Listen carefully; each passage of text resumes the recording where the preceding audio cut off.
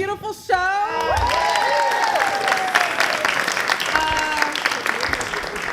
Thank you so much for staying for this conversation with our beloved playwright, Luis Alfaro.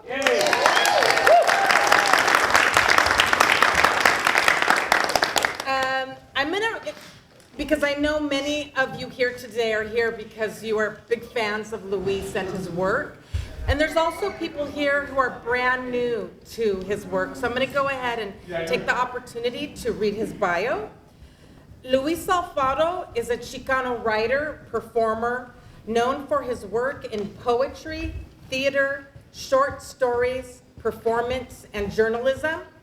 Alfaro is the recipient of a MacArthur Foundation Fellowship, popularly known as the Genius Grant. That deserves applause. I kind of feel like I'm at a funeral right now, and I'm just like, oh my God. I was just gonna say, this is exactly what's gonna happen when I die. She's gonna read this. And I'm gonna hold this. And the Genius Grant is presented to people who have demonstrated expertise and exceptional creativity in their respective fields. Alfaro is also a Joyce Foundation Fellow. In 2019, Alfaro was awarded the PEN America Laura Pels International Foundation for Theater Award for a Master American Dramatist, the United States Artist Fellowship from the Doris Duke Foundation, and the Ford Foundation's Art of Change Fellowship. His plays and performances include Electricidad, Oedipus El Rey, Mojada, which are all part of this trilogy, Delano, Body of Faith, Breakfast, Lunch, and Dinner, Straight as a Line, Black Butterfly, Bitter Homes and Gardens, and Downtown. He is an associate professor with tenure at the University of Southern California, USC. And also recently appointed to the head of the MFA playwriting program at USC. So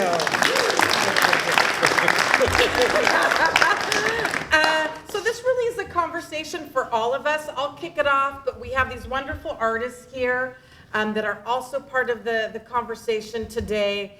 And I want to start with that the first production of Electricidad was actually 22 years ago in Tucson, Arizona.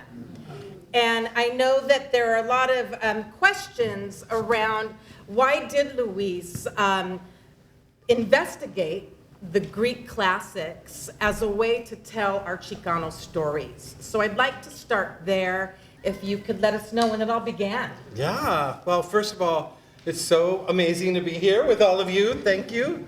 Oh, there he is. You're alive. Thank you so much for your work and for being here. And I just want to extend the notion of community that's out there. One of my longtime collaborators, Sabina, is here, who did all the Mojada, 7 productions of Mojada. Yeah. I'm just going to go quick so you don't have to clap, but Roberto Martinez is here. Peter Mendoza, the great actor, is here. Lindsay Haley, the great poet from Venice. Tomás Benitez was my first boss when, I'm not even going to say the age, but he was my first boss and my first teacher at the Inner City Cultural Center. Consuelo Norte sitting up there. Flores now, I still call you Consuelo Norte, I'm sorry. Consuelo Flores. And sitting next to Consuelo is probably one of my longest collaborators, the great East LA poet. We call her the poet laureate of East LA, Marisela Norte. So Marisela's here. I see Marissa Herrera. I see a lot of people, so I'm going to stop there, but just to say it's great to be in community with you. So 23 years ago, Barclay Goldsmith, who just passed 2 weeks ago, from Borderlands Theater, one of the great Latino theaters in the country, mostly non-professional, doing work along the border, but also doing work around our stories, asked me to come to Tucson, and he said, come do a community project, because that's really what I do. I believe that I write to change the world. So for me, it's less about the art and more about what can we do with the art? How can we change the community? So I went to do a project with 12 to 17-year-old teen felons, young ladies, at a correctional facility, and I met a little girl who was 13 years old who had murdered her mother. Murdered her mother because the mother had put a hit out on the dad, who was a drug dealer from the south side of Tucson. And a really disturbing story, right? And I was very, very upset, but she was such an extraordinary poet, and to meet somebody that young who would probably be in prison now for most of their life, right? Very disturbing. And that night I went to see a play at the Arizona Theater Company, and they had a little bookstore, and they had a collection of the Greeks. 10 Greeks for $10, dollar a Greek, pretty good, yeah? And I grew up in downtown LA, Pico Union, so like LA Unified, we never read a Greek, I didn't even know what it was. And so the first play in this collection is Electra, the story of a young girl who murders her mother to avenge her father's death. What? Right? And so maybe like you read it, I was like, oh my God, this is like the story of this young person who I'm doing a poetry workshop with. And so I thought, can I try to write the story, this adaptation, beat per beat? I couldn't, because I also wanted to be more authentic to the community that I was trying to be true to rather than the Greek. So I gave it a pass, and we did it with people from the community, and I still remember how extraordinary it was. The fishmonger was, the lady had a fish shop, and she was La Vecina. And then Albert, Albert, whatever his name was, he was like he worked for the library, and he was like one of the characters. Everybody in it was a community person. I didn't need a great actress to help me tell the story. I needed to know the language of the play. So they would say like, well, you can't kill the mother, right? Like they would tell me all this stuff about Tucson, right? And they'd say, oh, don't say it like this, say it like this. So there was a lot of that kind of collaboration, which was beautiful.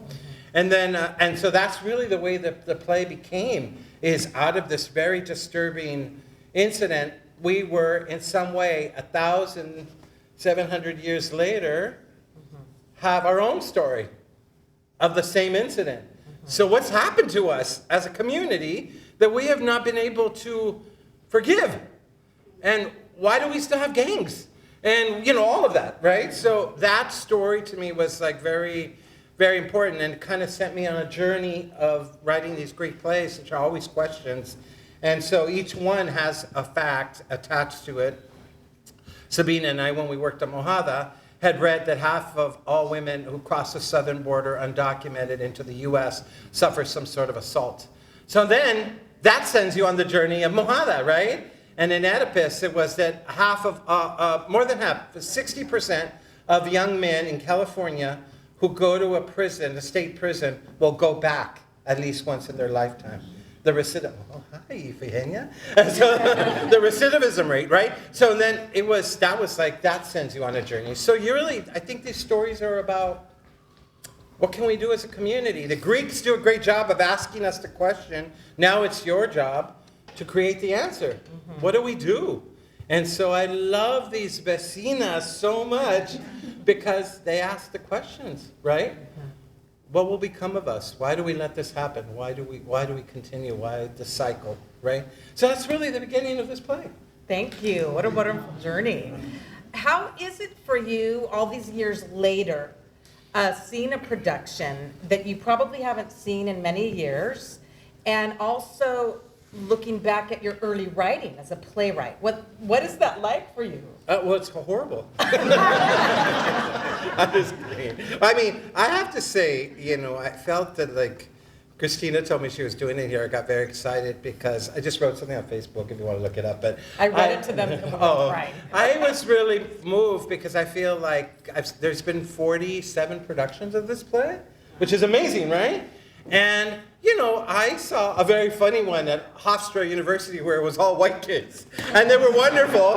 And they decorated the stage with Taco Bell wrappers, and you were like, I don't know about that, But that was like as close as they could get to it, right? So I thought, when it came, I think one of the things I enjoyed so much. Where's Abuela?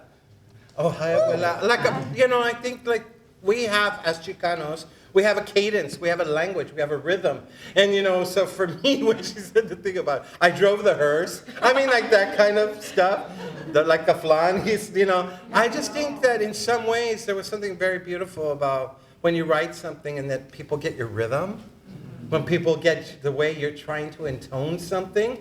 And I really, really appreciated that the vecinas, like hitting the right Chicano words, right? And I'm sure you worked on that, right?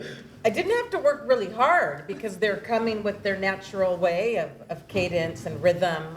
We probably worked more just on understanding, the cultural references. Yeah. Because I think what was really fascinating, it's almost like a period piece now because the references, you're going back to the 90s. Yeah, that's right. We're talking about Mayor Tom Bradley. I even learned about Mayor Tom Bradley, we had a great dramaturge working on this production, which is the person who does all the research around the play. And she put together a beautiful dramaturgical board. So if you have a moment, look at that outside, where she's looking at the play and all of the references around history, music, the political leaders of the time, so that she can then present that to the cast during our early weeks of rehearsal so they can get an idea of the world in which the story is happening. And I found that to be really interesting. I think we all did, wow, Mayor Tom Bradley, was elected for 5 terms, the first black mayor in the history of LA. That was a really interesting conversation we had about just what is the world of Electricidad in the 90s versus now. Oh, yeah. What was going on in the gang culture? I'm sure a lot of us remember the news then. Yeah. Totally. You're known for, so you take your plays and then they travel to other cities, and you're known for editing them and kind of adjusting them to reflect that particular city. Can you talk to us a little bit about that? I'm looking at Sabina because like, we took Mojada off Broadway, and it was one of those extraordinary. Oh, I brought my own water. Thank you. Oh, you did? Oh, thank you. But we it's not just like you change a reference, you change a world, right? So when we got to New York, I always use this example. There's a neighborhood that we based our play at in New York, that Medea, called Corona, which is in Queens, right? Which is now 60% Mexican. By the year 2028, which is right around the corner, Mexicans will be the #1 Latino population in New York City, which used to be traditionally Puerto Rican and Dominican, right? So everything's, when you go to the subway now, what are you eating? Who's selling at the subway? Churros and mangos, right? So, and then this is my favorite fact. The top 3 sous chefs of the most expensive sushi restaurants in New York City were all trained by one guy named Nobu, who's a famous chef, and they're all Mexican. So the guy who's making your sushi is Mexican too. So we're everywhere. But you imagine us sometimes in our culture, you only imagine us in housekeeping. But in truth, there is this population. So then as we were working on the play, I read that there was, like 3,500 people who still spoke the indigenous language in New York City. So, you just start to like uncover stuff. And so in this case, with this, I kind of felt the same thing, that there was like, there's a world here in Tucson. I tried to stay true to Tucson because it's about desert and landscape and all that. And then when I went to the Goodman Theater in Chicago first, and there's a huge Latino population, Mexicano, but also Puerto Riqueño, mostly, right? And so there was a lot of adjustment there, and then our lead was Colombian, the famous, Sandra Delgado. So that was like a whole thing, right? Having to build a world around people's realities there. Mm-hmm. And so by the time I came to the Mark J. Perform, we really had a very different kind of cast where we could really kind of, I think, really explore how to do this. But you did it in New Mexico, right? Where at? National Hispanic Cultural Center. Which was early, right? 2008. Yeah, so there's been these like productions. There was a beautiful production in San Jose in the Bay Area that with Vivis and Adelina Anthony, all these wonderful actors. And then one of my favorite productions was at Cal State Northridge, a deaf Electricidad. Wow. And I was so arrogant that I arrived and they had this beautiful set. And above it, it had like this black strip. So then she said, the actress is deaf, I just want to warn you. So I was like, oh, okay, that's all right. And I thought they were going to run my language on an LED above, and they never did. And so she did not talk. She only signed. Everybody else did their lines. And you know what? Those monologues, where are you, Electricidad? Where's Electricidad? Oh, I'm sorry. I met your boyfriend yesterday. And so anyway, it was very interesting because like that, she just signed and you knew what was going on. Wow. Right? So I was like, wow, what a great lesson in watching something where that is also a language. And that's a way of, so it's all emotional. It's all the translation of that emotion, her rage, right? So that was really, really fun. So adapting is good. Yeah, emotional and physical, because it's such a physical play. I know we really wanted to explore that as well in the fighting. I was afraid of this play at first as a director because, none of us want to stage violence and hate and then I thought, well, what's an interesting way into it that could be a great educational experience? So creating style, and last night we had our fight choreographer with us, Ellen Arroyo, so we had conversations like, how do we bring that warrior cry to these performances, and that physical style that really kind of is reaching back into this Mesoamerican ancient theme that you have running through. Can you talk to us a little bit about how you explored that with the... Well, it was really the cast, right? Yeah. It was really like the people who have been a part of this production along the way, who have been, who bring their own stuff, right? Who bring their own history. So, at the taper, we were very lucky to have the great Alma Martinez, right? Who was really kind of our dramaturg in a way, right? Alma, Wilma Bonet, if you all know Wilma Bonet, the great San Francisco mime troupe actress, so playing one of the vecinas, and she brought all this history. So in a way, what happens is that I believe a play is like a mushroom. It's a living, breathing organism. It will die when I die, or it'll be frozen when I die, right? So what I love about this is actors do their thing with it, right? Yeah, they do their thing. I never imagined the mom to be that, and I loved what you did. Like, your hair, everything, right? Like, I just looked at her last night, and I was like, oh my God, that's like my tia Tita. Like, right? But I didn't imagine my tia Titas, and then I was like, oh my God, you got her right down, right? But in a way, like, that's what an actor does. They superimpose their life and their story. I don't know if that's your story, but, they superimpose themselves onto a role, and that's what's been so amazing about working with someone like Sabina, right? Because we've had 7 productions to imprint something. She's the co-creator of that play. Yeah. Right?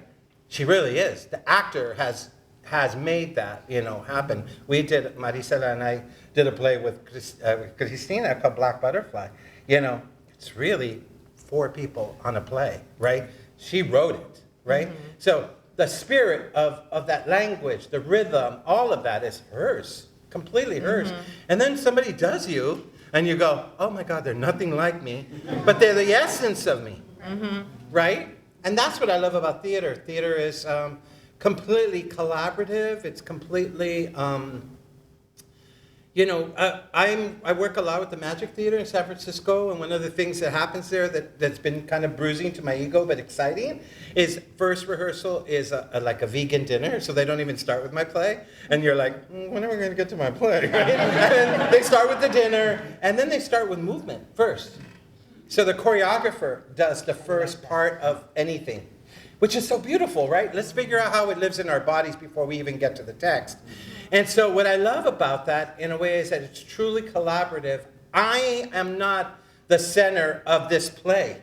You're the center. I bring you a guide for how I want us to work. And then you make your thing happen. Nino, right? I mean, God, like, wasn't he just like the most wonderful? But just to say, like, And he just joined.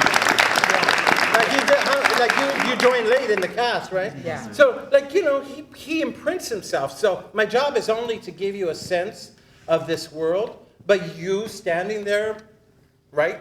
All of that, your tattoos, all of it, right? That's you. That's not me, right? So I love the way that you all imprint. And my job is just to create a guide or a marker for how we can work, right? If I was really, really married, I think to it in another way, I don't think I would be as successful with the work. But I really think you have to, and I work a lot with directors who are, I think, pretty open about, who tell me, Sabrina and I work with Che, and Che, I call Che Yu, this wonderful Singaporean director I work with. He sits in the room and I call him the other poet in the room. Because he's not directing the play, he's leaning in and he says, I can hear that the rhythm of this is not right. Or, I think we don't know enough about this character. But he's really responding as another poet in the room. How wonderful to be surrounded with not actors, but other artists. So then you can feel free, hopefully, to say, I don't understand the sister, or blah, la, la, la, right? But I think that's really, really important stuff. It's important because that's what makes the art really beautiful. That's what makes it rise above where it is. It's not just text. It's the virtuosity of language and the actor, the body, sound and movement. It's that simple, right? So I can write it, but it has to be embodied, manifested into bodies that are going to express it, translate it. And when we're lucky, channel it. The spiritual, right? There's something very scary about the lineup at the end there of the Vecinas in that moment where we're asking Orestes to murder his mom, right? It's so of the dark spirit, right? That's amazing to watch us do that, right? Because it's hard. That's hard work.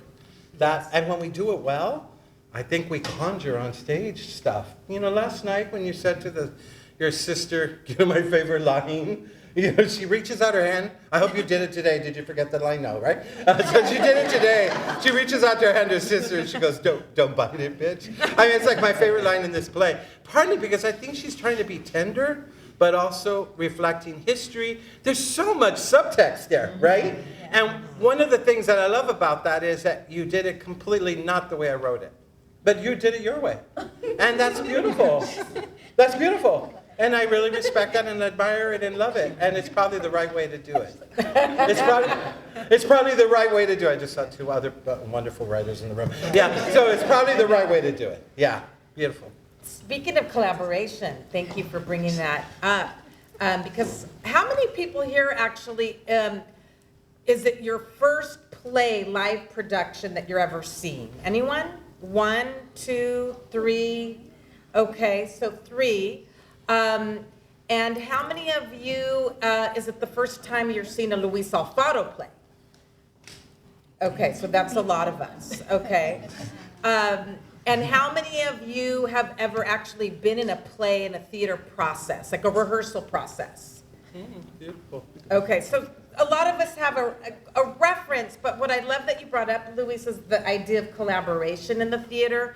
And I really want to acknowledge at this moment Julia Chavez, who was my student 2 years ago in my beginning acting class, and I was getting ready to cast my first play, which was actually called Electricidad. And honestly, it was not, maybe it was a foreshadowing. I just was like, we were coming out of the pandemic. I was like doing a collection of classic Chicano plays. And I wanted a title that sounded exciting and was all about bringing energy back to our campus. And so it was titled Electricity, not even thinking I would be directing this 2 years later. I've always wanted to direct Mojada.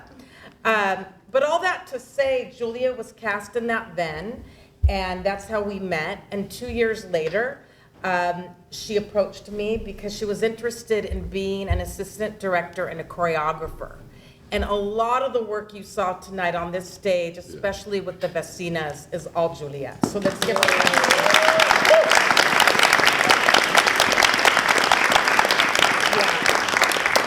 And we have another artistic collaborator equally as amazing, Cristina, our set designer. Can you please stand up?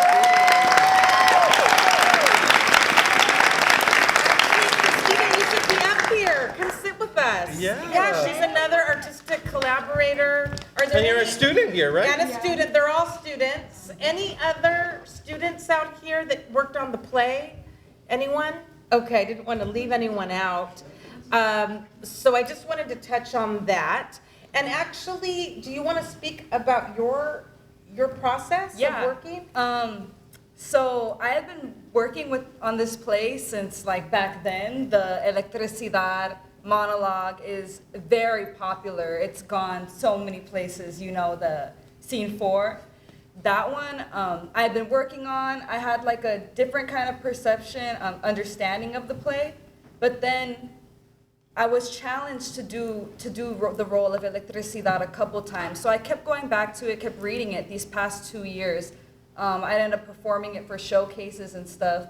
And then when we came to this, I was actually on the deciding of, there were some students helping decide what we were going to do for our next production. I'm like, I think, Cristina, we got to do Electricidad, especially because it's set in East LA. It was such an honor to do it in East LA. I think that's very interesting for some of the actors, too, who do live in East LA. But coming back to it this time, I was doing more research. And instead of interpreting it just the Cholo way, I really wanted to pay homage to how he brought up the Aztecs, how we were Aztecas in the play. And I'm like, okay, they're working on the Chicano slang, the Chicano noir, how we do all that. How do we incorporate the Aztec into it? So I was doing a play with Luis Alfaro. I did. Jose. Oh, yeah, sorry. Jose That's Luis. the other Luis. The Luises always get me. There's like 4, 3 Luises. I was doing a play with Jose Luis Valenzuela by Evelina Fernandez, Faith, the Mexican Trilogy. And he invited us to do La Virgen, which is a show they do every December about the story of La Virgen and Juan Diego. And I became an Aztec dancer with the group. There was 2 of us that became a part of it, just acting as Aztec dancers, but then at the end, they invited us to be a part of their group.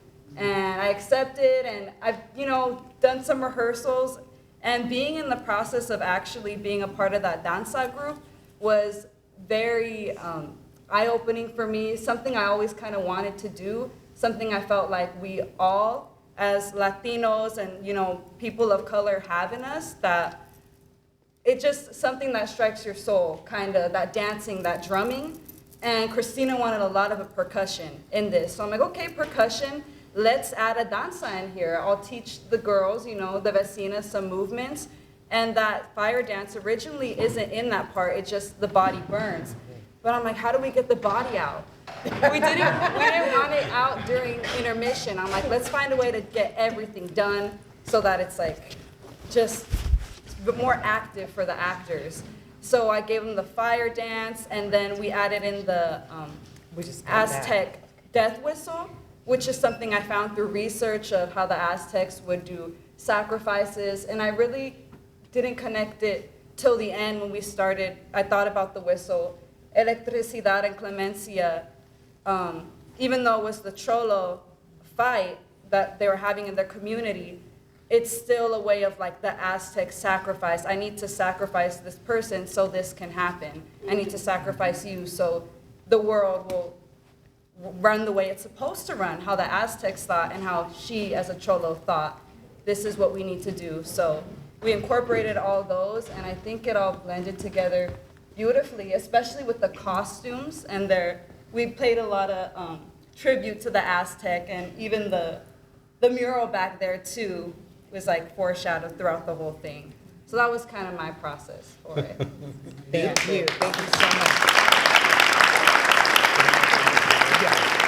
Okay, we would love to open it up to the audience. If you have any questions, of course we have the cast here, so any questions for Tomas Benitez, please. I have a question and a comment. Okay. Congratulations to both you and Cristina? Julia. For the work that you did. Luis, God bless you. Thank you for what you wrote about Barkley. He's open mind too. And you really captured his spirit, what he was trying to do. Barclay, in case you didn't know, created Borderlands Theater with the idea of having Mexican, indigenous, and Old West theater all in one place in Tucson, which is where those three cultures have coexisted. And that was a great dream, and he was a good guy. So congratulations, but thank you for that, Luis, and congratulations. But I want to say my best comment for this cast, I thought you guys were just wonderful. You had to overcome a very penumbra text, you know, because Luis likes to write up 3 or 4 levels of it. You got to spend half the time just trying to figure that shit out. And he was always like that. A note from home was 3 or 4 levels. But the cast, you really just, you rocked my world. The cast just really brought their game. And I've seen several productions of this, and they've all been good. But this was very special to be sitting in East LA watching this group of people go to it. So thank you, thank you, thank you.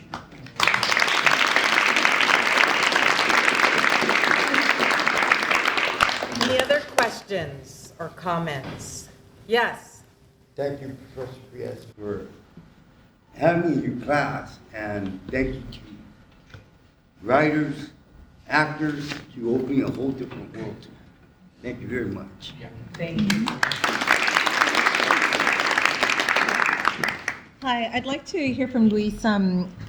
You know, can you explain or give us advice as a college on what you see should be the future and what the importance or the significance of this theater department in the greater East LA community, and also for the theater arts community in the greater LA area and nationally and even globally? I mean, I'm just seeing the production, the first production I see here at the college, and I'm speechless. So I'm wondering, from your perspective, and given that you work at USC and you teach, what's some thoughts that you'd like to share to ensure that this program may continue or can get further strengthened? Well, you know, I always think it goes back to community. For me, for anybody, right? Although I teach at USC, I have to be very transparent and honest and say I'm less than I think 10% of the tenured faculty is Latino, but we are in South LA, right? And so I'm always thinking about how does your school, your university, your program reflect the community that you're engaging with, right?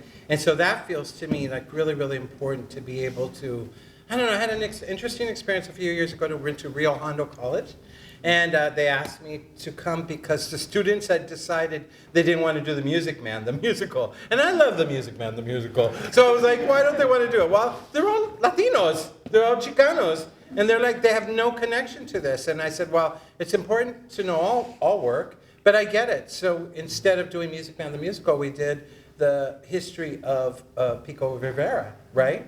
The history of the community. And it was really kind of extraordinary and still kind of, it's one of the few colleges that commissions a playwright to come and write something for the students. How cool, about their history, about their community, right? So I always think about that. I think like, how are the stories in some way moving you forward, showing you how we are in the world, and how they might reflect you also in some way, right? So like right now at USC, we have this really beautiful experience going on with, we're doing Chavez Ravine, which is really kind of unheard of at our school, right? So we have enough population to do it, but we're not often thought of as the majority population of the school, but we are the majority population of Los Angeles. So we're not the minority population. And shifting the thinking around that is really, really important. But I work in a field, I'm looking at the MUS, you know, we work in a field where very, very, very few people of color who run institutions. We get to a certain place and then we're not let in that door. So what happens is the people that make these choices are not our people. So I think it's really important to have somebody in the department, right?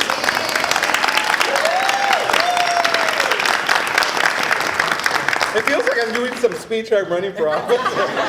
But no, seriously, I think it's very important to for all of us to get involved, right? For all of us. I hope you all want to do another play, and I hope you all want to do another, Latino play, or you want to do a play That maybe, you know, like one of the things I make my students do is, if we're going to do this play, we're also going to do Electra, so that you can see where our roots are from, right? If you're going to do a play like something very popular, we also want to find out, every play, like every song, has a connection to another way of music or a style or all of it, culture, right? So how do we grow as a community in that way and allow ourselves? So yes, it's our job to keep representing. It's our job to keep making work. But we're not for lack of work. We're not for lack of work. There are so many extraordinary, now I'm looking at Jonathan, right? And he says there's so many extraordinary Latino writers in LA that whose work we don't see often enough, right?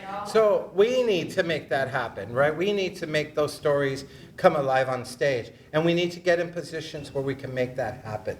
So, you know, I always feel like my political thing at school is everybody makes fun of me. I don't sit on on committees that are about the running of the school. I only sit on committees where I'm promoting people, because this is my favorite part of my job. In the last 10 years at USC, I've only promoted 5 women of color designers to their program. Not that I'm denying people, but when somebody comes forward, traditionally, they don't get far enough in the system. And I say, listen, you're as brilliant as this person, and you should be in the room. And if you come up for tenure, you got to have a committee that's going to support your work and know how to talk about your work, so that you can get into these rooms where you do your work, right? Women are leading design right now. You wouldn't know that in the field. But women are extraordinary in the design field of the American theater. Why are we not doing something about that, right? Why are we not doing something about that? Thank you, Susie. Oh. Great job. I really enjoyed it. The actors really, someone said. But my question is for Luis. First time I've seen one of your plays. Thoroughly enjoyed it. And I was wondering, you shared that your inspiration was from your experience in Tucson. But I was wondering where your perspective of cholos came from. Well, I was born and raised in downtown LA in Pico Union, and so I came of age. So I know Tomas because I was at a place called the Inner City Cultural Center on Pico in Vermont. And so I was, it's considered I was born into abject poverty, really. My parents are both farm workers, and we grew up in a neighborhood that had 2 of the most active gangs in LA, 18th Street and Clanton. So they were always fighting. So violence shows up in my plays a lot. I wish it didn't, but I think if I was going to write my truth, I have to write my truth, right? So violence was definitely, I think that poverty is violence, right? And especially for young people. So, you know, the only way I escaped the violence is, honestly, I was raised in an Alleluia religion, Pentecostalism. I was an apostolic. Alabare, alabare, you know, and so lots of storefront churches. And then my dad was a strict Catholic, so that's how I know JP and Lord through our you know, all of our religious upbringings. And so if I wasn't at Mass, I was at the Alleluia Church, and that kind of got me out of the neighborhood, right? And then that kind of led to art. My parents were very poor, and my mother said, if you can raise money, so I used to cash in my bottles and my cans, and my parents drove me to see like the best stuff. The very first play I saw was called For Colored Girls Who Have Considered Suicide When the Rainbow Is Enough. Entezake Shanges, it was the national tour. And then the very second play was the original production of Zoot Suit. Wow. So like, it was just like, and then the first musical was Pacific Overtures, right? All Asian cast. And, you know, like that, and my parents would drive me to the music center. They would wait in the car at the Department of Water and Power, you know, across the street. And at intermission, I would bring my mom a Coke from the bar. I mean, it was so ridiculous. But, you know, my parents were like, you know, if you can, we don't have the money, but if you can get the money, we'll drive you to anywhere you want to go, you know? And I remember when I was a kid. Luis actually worked as an usher at the music center, just so he could go see the shows. That's right. I started as an usher when I was 15. The little vest. The little vest, that's right. Yeah, and I was an usher at Inner City. I was fired. I don't know if you fired me, but I spilled wine on a lady who was wearing white polyester. I deserve to be fired. I didn't do it on purpose. I just didn't know how to carry wine enough. Oh my God. Yeah. Thank you. We have time for one more question, and then I want to hear from the cast. My question is, who did the music? Because they pulled everything together, and I appreciated the music so much, and the culture, and I grew up in this period, so I just wanted to know who pulled the music together. He was here last night. He sat there. Yeah, He saw so that. Jose Gomez Garcia and his mentor Nate is here. So Nate is our singer. And Jose was amazing because at our very first production meeting 2 months ago, he just had all these ideas. He goes, I'm from East LA. I'm like walking the streets. I'm listening to the sounds, and had very specific ideas of how he saw this play. And that's like the most amazing thing, as Luis was saying, about collaboration. I'm the director, so like this is a new sort of expression for myself as well as a theater artist. I come to it as an actor, but when you're working in a department and you're on the performance side, you get to direct. So all that to say, in these production meetings, you meet all the student artists, and you get to hear their interpretation of the play and their vision and their ideas. And because we are in East LA and our students are from this community, for me, it's the most obvious thing in the world to do plays about our community. As Luis says, as an educator, yes, it's a great window into ancient Greek theater, to teaching about that, and we had a lot of fun in our dramaturgical sessions. But as a Latina, my whole mission in this institution is to do plays by and for Latinos, Latinx communities. That's my role as the only full-time Latina. And the music, to me, The music. pulled everything Yeah. together for the time period. When someone mentioned Art Laveau, Well, we love our We LeBeau. know Laveau, and this play, every scene Luis has titled with an oldie title. So all the music you were hearing at intermission, pre-show, post-show is taken directly from the play. Any questions for our cast? I'd love to hear from our cast. Oh, Peter, yes, for the cast. Just to act from where you're from and to tell the stories that you know very well is hard to do when they're asked of you. So how did you use your experience of being either from East LA or similar neighborhoods like this, and not judge it based on depending on how your experience was, but find a way to really elevate it to without the judgment for us to watch?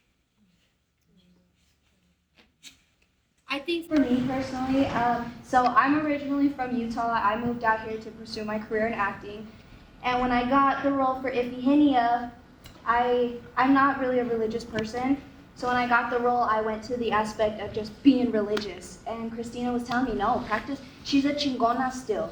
So she's practicing this religion, and she's still finding her way and figuring out how to be a person of God, or however you do it. So, and plus abandoning, so really tapping into that emotion.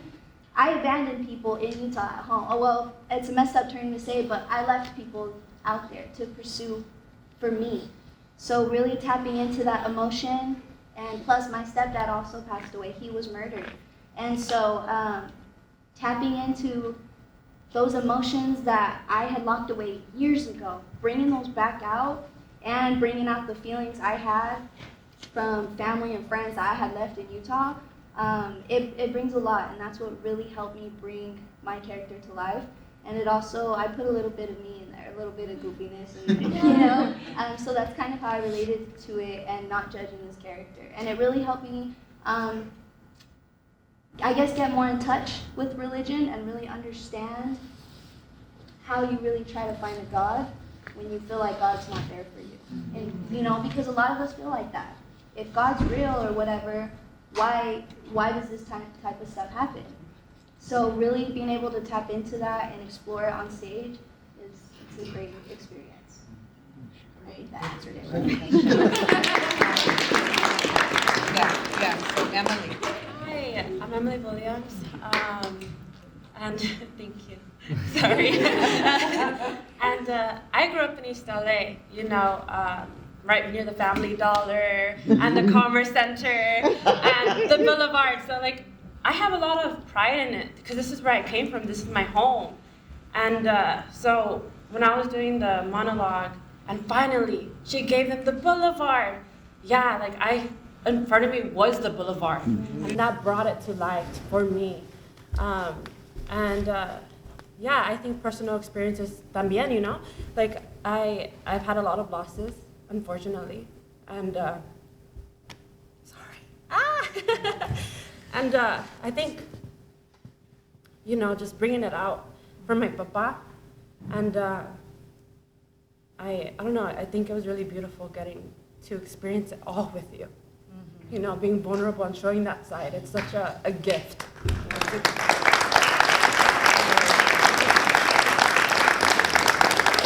Anyone else? Thank you, Emily. For anyone from the cast want to speak to, and then Roberta, responding to that first question? So to add on, like for me, I grew up in Santa Clarita, so there was not a lot of Latinos in the area. So to like just randomly move over here to Montebello, randomly my junior year of high school, I was like, oh my God, culture shock, what is going on? So I'm like, what is happening?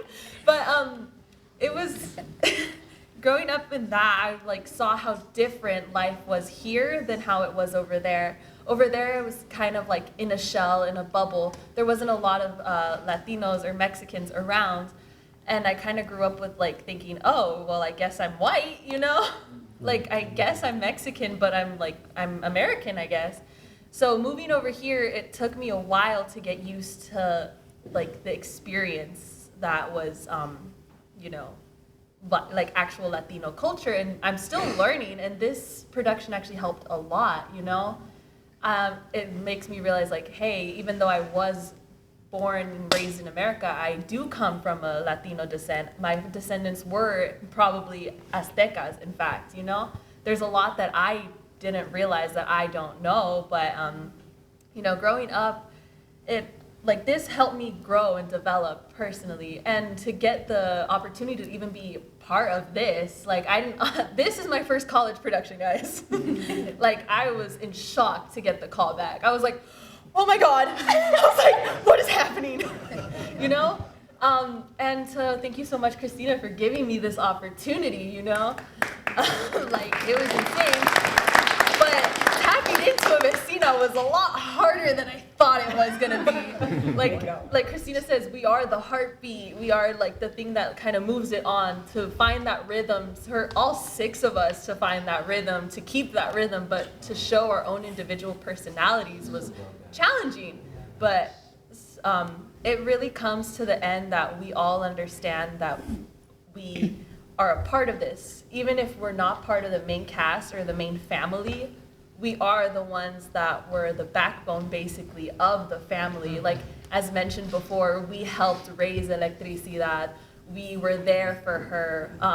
Like Abuela says, they're worried, like, they care. And it's kind of like, in my opinion, my character, or our characters, I saw it as she didn't have her mom. Well, she did, but she didn't. And the vecinas kind of stepped up and took that place of the mom.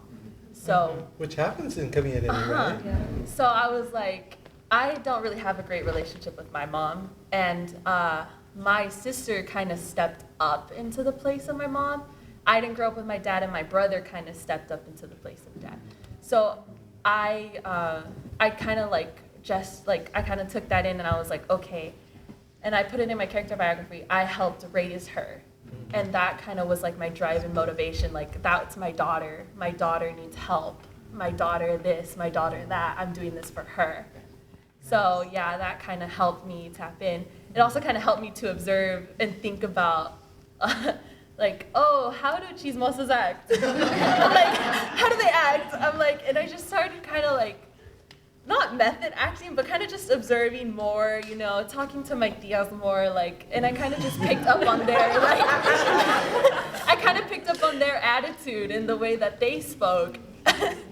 But yeah, even then, there was some lines that I had like hard time, like the como la opera line. You I got had it. the hardest You got time saying that. I was like, am I supposed to roll my R's? Am I not supposed to? What am I supposed to do? But overall, yeah, I was like, all right, I got this. Well, you're the Greek chorus, right? Yes. So you're not, you just said something interesting, which was like, we're separated from, but you're not. In Greek theater, you represent them. You are the voice of the community. So you're the voice of the audience. You're the narrators of our story, right? So that's central in Greek plays. I think it's interesting because sometimes we think, the Greek chorus is something beside it. No, they're actually essential. They're the essence of the story, right? So that beautiful, beautiful. Any more questions for the cast, Roberta? Actually, it was about the course. I find courses fascinating, right? I'm curious about the process that you decided to go through to give them who they were. The fact that you had two of them at the same time and what that did orally, and what it felt like for cast members who's used to, okay, now I need to go, I do my monologue, I do this, but all of a sudden you're congealed into this different kind of entity and exercising a different kind of muscle. What was it like? That's definitely a question for the vecinas, but so I made a directorial choice because he's written the vecinas as La Carmen, La Cani, and La Cuca. But because we're in an educational institution, we always want plays with more roles so we could cast more students. So I said, you know what an opportunity, because it's true, they are the center of the storytelling. They have a lot of lines and I'll double them up. So it was an exploration. They were very flexible up until yesterday. We're still working scenes and, figuring it out. At what moment would they go to the singular voice versus, in their own trio versus everybody together. And I was just trying to listen to it dramatically in terms of the action happening in the play. And then we have this beautiful black box and the levels. I knew right away I wanted to do that. That was right away. But Vecinas, how was it for you?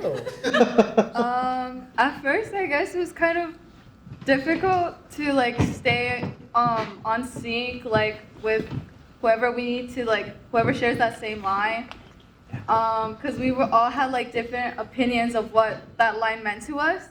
So we thought we needed to have the same opinion, but then our directors told us no, it's okay to have different opinions. And it was, it still came off, the way that we wanted it to. And I feel when we have, our own line, we're not sharing the same line, it also gave us, an opportunity to, I guess, show more of our own personalities to it. So it was kind of difficult at first, but we got it. And what's so interesting about it is that the Mexican coro tradition is exactly that, right? 2 voices, 3 voices, 4 voices. In the Greek chorus, Oedipus El Rey, which Peter did, the guys say a lot of the lines all together as one unit, right? And in Mojave, the Greek chorus is 1. That's right. Yeah, so yes. some Greek choruses are singular, but I loved it when it started to happen and that you could see that there were mirrored voices and stuff, because that's more Mexican, right? Which marries these two. So beautiful. Well, I got to tell you, Chris, that, to me, the chorus was wonderful. Really, really inventive. Yes. Okay. But to me, it all came together when they were doing the limpia. That was just like magic. And the line of the car wash, the car wash. Classic. That killed me. That was just A lot of those calls for vecinas were all things I got from working with the danza group, learning how do they run in, how do we create these rituals. Even the ending with Clemencia, we did not find that till a week before. We had them doing a few days before. We had them doing a couple other things. And I was like, let's do a warm-up, guys. I had him running, following me in a line. I had him follow me throughout this platform, follow me in there. And I was like, oh, it's actually kind of creepy in here. I don't like it. And Christina's like, no, that's it. Another like same thing as the sacrifice that went on. She just got sacrificed, so repeat it again as a ritual. It emerged. It's right. It pops up to you. You know, in Chicago, they did a very interesting thing. They had a señora curandera who was in the cast. And so every night, she literally changed on stage. Like, they took off all of her clothes and they put her into like a little, like a gauze outfit, right? Oh, wow. But they cracked the egg, they did the broom, they did the whole thing, and it was really intense because I was like, should we actually be doing the a poor Electricidad? Should we be cleansing her every night? And you know, but it was very interesting to watch, and it took about, I want to say in theater time, it took about 4 minutes, which is a long time on stage. But the audience was like, this is very real, what we're watching, right? And they would do the incantation and the whole thing. It was very, you know, the drink, all of it. And I was like, wow, I had not seen that in a production, right? And I thought, wow, this is so fascinating. That is fascinating. And speaking of ritual, you know, I mentioned it in the program notes, but because we go into these really dark places in some of the scenes, we tried to create this idea of limpia, of how do we clean ourselves as a cast, as actors, because the mind, the human brain does not know the difference. If Emily is playing Electricidad and crying her heart out, Emily's brain thinks it's Emily. So the actor's job, the educator's job is to really guide the cast and the students through a process that teaches them a technique, but also a ritual of how do we step in and step out of this sacred place, because the theater truly is sacred, but then going back right to the ancient Greek, we're really tapping deep into these rituals and the Aztec mythology. So with Ellen Arroyo, who's our fight choreographer and also our intimacy coordinator, we brought her in very early to create exercises of connection, of trust, because, you know, it's not easy to do a play like this and not be spiritually, physically, psychologically affected when you're playing these parts. So we make sure to take care of each other when we step out, you know, and we have rituals we do to make sure we're all okay. Did you want to talk at all about that, Donato?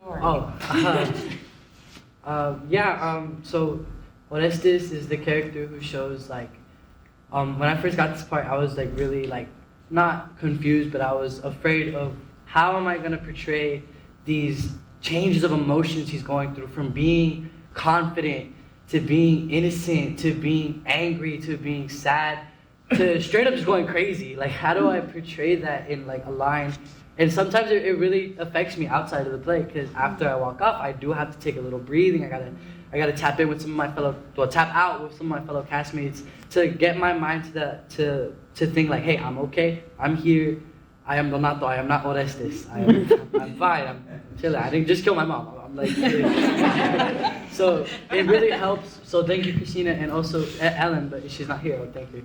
But to give us the tradition of all of us actually to tap in, get yourself into that character, and then once you're done, tap out and remind yourself that you are you, you're not the character you just played, and you did not just commit murder. Yeah.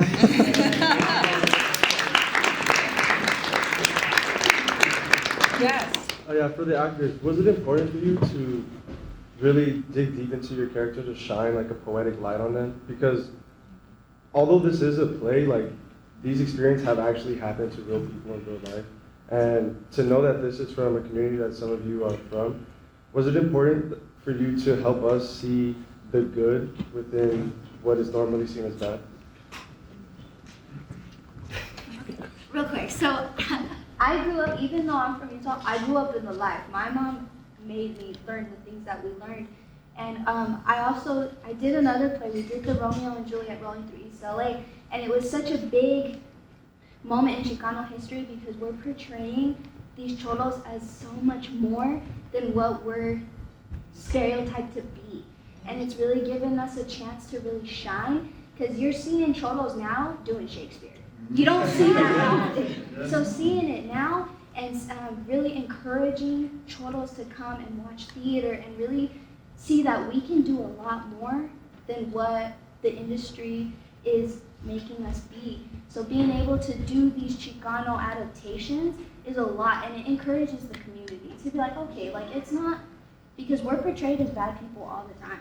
And my family, the people I'm around, we're not bad people. Peter was around the people. We weren't, like, you know what I mean? We were really embracing these, and we're using our traumas and the life that we lived in the, you know, just really putting it out on stage.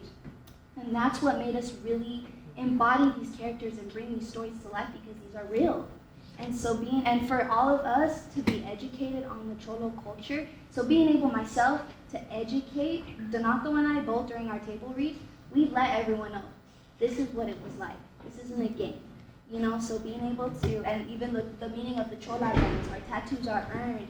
So really being able to embody that and really put respect on the Cholo culture, that's what I loved about this production.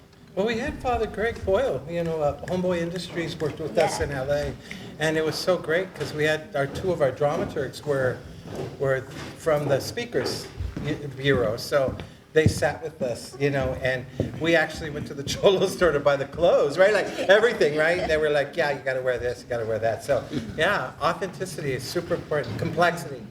Yeah. Yes. I think we're good. Yes, yeah. There's a woman. I think one more. Sorry? Oh, sorry, go ahead. Final question? Yeah, when you immerse yourself in a character, you do learn something about yourself as a person, and I just really want to know what that one thing was for you. One thing, yes. I feel like for me, since I was a vecina, and like that was kind of like hard to tap into, because I mean honestly, I grew up I like moved like from Pico Rivera to East LA, Pico Rivera, Montebello, edge of East LA. So I saw a lot. So like the one line, I love that line where it's like, in the hills of Pico Rivera.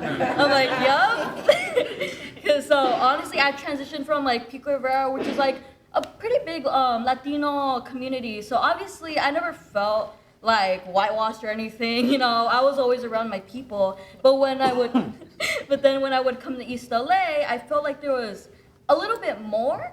And honestly, I did feel like an observer, because I was never I wouldn't say I wasn't ever fully connected to my culture, but I felt like an observer. So as a vecina, since they're the chorus and they like observe everything, I semi-related to that, and they like just knew all these things, and I feel like I learned more about the culture, and I learned from like what I learned from myself. I learned that I just love this culture. I learned that like even though I was like a kid and like never fully processed where I moved or like all the things around, I learned that like this is a culture to be proud of, even if there's like bad things, like, oh yeah, stereotyped here, like, yeah, there are bad things go on, but this is a beautiful culture, and I am so grateful and proud that I was a part of this. Yeah. I think the number one thing that I learned was that we are all so interconnected that it kind of scared me in the beginning. Because when I had originally got the sides for Clemencia, there was no backstory to it. So I played her very villainous and very manipulative. But I think this role really allowed me to kind of think systemically, how did we get here? How were we portrayed the way we are? You know, Chicano is not just, it's not just a pride, it is an identity. It is our history. So I think it allowed me to kind of connect and think back to all the women in my family. You know, I am very lucky to have a 98-year-old grandmother who lives in Boyle Heights, surrounded by gang culture my whole life, never a part of the life, but I got to see it from an outside perspective. And, you know, you see how the women are treated. You see how the men treat the women, but also it comes from a place of systemic oppression. And it comes from the way we were so powerful in the beginning of being in this country, and just having that ripped away from us in an instant. It did something to our identity, and it did something that kind of put it all on the women. So being in this character, the question was, how do I become a direct reflection of all that history, all that kind of holding? So the way Clemencia is written is so beautiful, because she's not just this manipulative, like, vieja, she has a reason for it, and she does it wrong, but she has a reason for it. So I think that was my main takeaway from that. I never intended her to be a villain. She's the first feminist. She's the first feminist of East LA, right? She's going to take it and she's going to finally bring the four directions together. She's going to organize it. But we know in current culture, right, that women are sometimes forced to do the worst of the crimes. She's going to get the least of the sentences. So in some ways, she's really reacting to a world that has never let her in. But what if we were to say, you're not the villain, you're actually the first person who's going to change this community. You're going to take it away from these people who have wrecked it, right? That's interesting, because then that's what I got from your performance. You know, when you stand up and you're empowered like that, I thought, okay, this is like really interesting, right? Nobody's just a villain, right? That's you. Yeah. So, round of applause.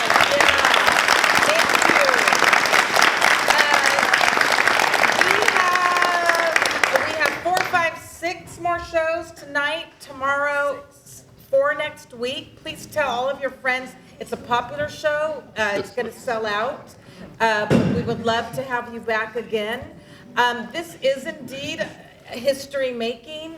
This is the first time we are presenting a Luis Alfaro play here at East LA College Theater Arts Department. And it's because there's a Latino in the department. And back to what he said, we have to do everything possible to support our students so they continue to get their education, so that when we retire, they take over the positions and we continue to raise each other up and invite you in along the way to celebrate this beautiful work. Thank you for being here, Luis. Thank you.